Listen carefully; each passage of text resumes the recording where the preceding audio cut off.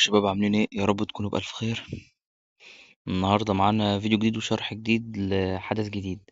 ومعانا النهاردة حدث صدام المماليك اللي يعتبر فتح بقيله كام ساعة كده. وانا طبعا متأخر جدا في التسجيل وحتى في التنزيل، يعني يمكن مع التنزيل وحتى لما ينزل ألاقي إن أصلا الحدث خلص أو أوشك باقي له مثلا يمكن 7 ساعات 8 ساعات. وهذه كارثة طبعا، بس يعني ما يهمنا. المهم، شرح النهاردة هنتكلم ازاي اصلا ايه هو صدام المماليك، وازاي نتعامل معاه، وازاي نستفاد من الحدث، وايه الجوائز اللي هناخدها، وحتى ايه الجوائز برضو اللي هناخدها لما يخلص الحدث. اولا مبدئيا حدث صدام المماليك هو حدث يعتبر حرب درجة اولى وتجميع موارد درجة تانية. بمعنى انت دلوقتي الصدام بدأ، كل اللي عليك هتضغط في قائمة، هيظهر لك هنا مكتوب صدام الممالك وانت في مملكتك، هتضغط عليه. هتروح تدور في الأحداث هنا وهتلاقي حدث مكتوب صدام الممالك، تضغط عليه هيظهر لك الممالك اللي ضدك. تختار أي مملكة فيهم، مثلا ونفترض مملكة 304. تمام، المملكة طبعا أنا فيها هنا، فأنا هلغي دوكتي أكنسل دي مثلا هختار دوكتي. فاحنا مثلا دوكتي هنيجي أهو نختار مثلا دوكتي قصادنا باين الممالك اللي ضدينا. أول ما تضغط على صدام الممالك تختار مثلا وليكن مملكة 342 اللي أنا المفروض تضيها. أعمل، هتلاقي المربع ده اللي ظهر لك بتاع النقل، ممكن حتى تتجنبه وتدخل على المملكة من جوه وتروح تيجي تنضم لجوه. ما تستعملش زي أغلب اللاعبين تروح مثلا تدخل لك هنا وتقول له هعمل نقل هنا، أو مثلا لا مش هنا. هاجي هنا مثلا وأروح عامل نقل أو ارتحال، لا ما أقدرش. هي مواصلات الحرب اللي هي النقل. طبعًا ممنوع أعمل أنا مواصلات حرب نقل إلا لو مثلًا في مكان معيّن في بالي، أو داخل مثلًا أهاجم وليكن قاعدة، حصن، الحاجات دي تمام. لكن غير كده عاوز آجي أنضم باروح ضاغط على دي وباعمل نقل عشوائي، باستخدم النقل العشوائي وأنقل نفسي في الماب بشكل عشوائي.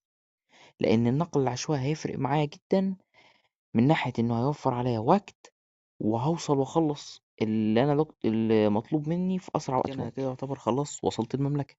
أهي المملكة قدّامي، الدنيا معاها زي الفل. تيجي بقى دورك في 4 حاجات أساسية تقدر تعملها علشان تجمّع نقاط الحدث اللي قدّامك. أنت دلوقتي ليك حدث فردي، الحرب الفردية ليك مفردًا، وفي حدث طبعًا تبع خاص بالتحالف، تاخد منه صناديق، الصناديق دي توصل هدايا للتحالف كلّه. تمام؟ تيجي أنت هنا مثلًا في الحرب الفردية، عاوز تعرف تعمل إيه؟ اللي قدّامك في المصدر هنا موجودين 4 حاجات أساسية. أول حاجة حرب العجايب، دي لو أنت حبيت بقى مثلًا التحالف مثلًا بتاعك بيمسك سواء حصون، يعني مثلًا هنا لحظة، سواء مثلًا بيمسك القاعدة أو الحصن اللامع أو أيًا كان يعني من الحصون دي الموجودة على الخريطة. طالما بيمسك أي حصن فيهم أنت تعزّز ليه، لو أنت في مستوى الحروب وتقدر تتعامل معاهم عزّز وخلّيك، بس أهم حاجة يعني تضمن إن ما المملكة اللي ضدك أو الناس اللي ضدك تقدر تتعامل معاهم لو أنت يعني فكّروا يهاجموك فردي. تمام؟ تاني حاجة مثلًا عندك قتل الجنود، حد مثلًا جه هاجمك أو أنت هاجمت حد مثلًا، أي جنود عمومًا مثلًا أنت قتلتهم بشكل عام، كل جندي ودرجته، وكل جندي ليه نقطة على حسب درجة الجندي. يعني الجنود T1 ليهم نقطة، الT2 ليهم 2، T3 ليهم 4، الT4 12 وهكذا وهكذا. نفس الكلام برضه تدمير برضه الأفخاخ من مستويات معينة. طبعًا الأفخاخ احتمال كبير ما تلاقيش أصلًا القلاع القوية حاطة فخاخ، ففي الغالب يعني مش هتفرق بالنسبة لكم. تمام. من ناحية برضه جزئية اصطياد الوحوش، كل ما تصطاد أو تضرب، الضرب تبع الوحش بقيمة وصيده بقيمة تانية خالص. زي ما أنا قلت واضحة قدامكم، النسب كلها مكتوبة، هي الأرقام لكل حاجة. تمام. وفي حاجة أخيرة اللي هي جمع الموارد. نصيحة مني كبيرة جدا، ركز على الأحجار والخشب. الحديد تركز عليه في حالة واحدة، لو لقيت منه مستوى خامس مش مستوى رابع. لكن لقيت منه مستوى رابع، ممكن تكبر له، ممكن يعني على حسب، لان انا شخصيا انا ما حسبتش عدد النقاط التوتال.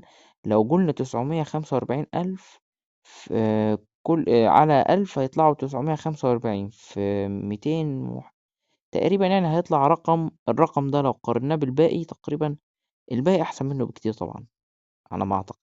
وطبعا تجميع الخشب والاحجار والذهب، التلاتة دول بالنسبة لكم يعني أساس أكتر من الحديد وغيره.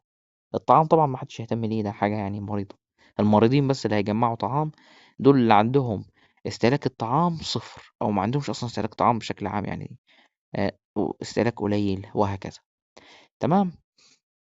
بالنسبة طبعا للجوائز اللي هتاخدوها من بعد الحرب دي، اولا الصدام بيبقى نظامه عامل ايه؟ انتوا دلوقتي 3 ممالك منافسة لبعض، مملكتك ومملكتين تانيين ضدك. علشان تطلع المملكة بتاعتك المركز الأول، لازم مملكتك أو يعني التحالفات واللاعبين الموجودين في مملكتك يحتلوا ويجيبوا نقاط أكتر من الموجودين في المملكتين اللي ضدينا. وطبعا الفوز بيدينا جوائز زي ما موجودة اهي قدامكم. الجوائز دي طبعا اللي هي بتلاقوا في الماب كلها بيبقى يظهر مناجم جواهر من ليفل 1 ليفل 5. طبعا كل منجم بيزيد منه، يعني كل مستوى منجم زيادة بيزيد عدد كمية الجواهر اللي تقدر تجمعها منه. يعني مثلا منجم ليفل 1 هتاخد تقريبا 10، منجم ليفل 2 هتاخد 50، منجم ليفل 3 تاخد 100، وليفل 4 تاخد 200، وليفل 5 تاخد 500. مفهوم؟ طبعا لو احنا خسرنا هناخد مناجم من ليفل 1 ل2، وطبعا دول يعني أقل حاجة، وفي الغالب يمكن ما تلاقيش حد بيهتم إنه يلوتهم، إلا يعني الناس اللي محتاجة ضروري فعلا الموارد. تمام. ده كده شرح حرفيا مبسط وسريع جدا للحدث بكل تفاصيله من أوله لآخره، ومفيش حاجة تقريبا تاني ناقصانا. بس في حاجة كنت عاوز أنبه عليها. الفيديو الجاي إن شاء الله، يعني لو عيش وكان لينا عمر، أنا سبق وقلت إن صدام المماليك اضطريت أشرحه النهاردة بسبب إن الحدث ابتدى في نفس اليوم اللي كنت هبدأ فيه شرح المواهب. طبعا انتوا عارفين مواهب الحرب، كنت هبدأ فيها. المواهب تبع الحرب والزراعة كنت هبدأ فيهم، ولكن بسبب إن الصدام بدأ فاضطريت إني أصور عن حدث صدام المماليك بكل تفاصيله، وبعدين أرجع لحدث لمواهب الحرب. تمام. أخيرا حابب أنبه عليها، لو أنت إنسان عندك القدرة إن أنت تقدر تهاجم وتدخل حروب في سواء القلعة أو الممالك بشكل عام، أو حتى إن أنت تهاجم الناس الممالك تانية، اعملها وإن شاء الله الحدث مش هياخد منك وقت بالنسبة للحرب الفردية، وبالعكس هتزيد منك النقاط أكتر. وطبعا كل ما تجمع نقاط أكتر بتزيد ليك فرصة إن أنت تاخد جايزة من الجوائز الرسمية اللي موجودة هنا. طبعا ده في حال لو مملكتك يعني على الله، أو أغلب أعضائهم يعني مش مهتمين أوي بالحدث، وآخرهم بيجمعوا اللي قدامهم مثلا من قلاع الخصوم التانية وخلاص، محدش بيعمل مثلا فخ فردي والحاجات دي. في الحالة دي انت حاول تجمع بس، واشتغل على نفسك وان شاء الله تاخد الجوائز دي. يعني حرفيا جوائز فوق القيمة، بس اللي كمان يستغل. حابب انبه عليها، لو دخلت اي مملكة ايا كان في اي وقت، بيبقى ليك 4 ساعات بس تقعد في المملكة دي وقت حرب.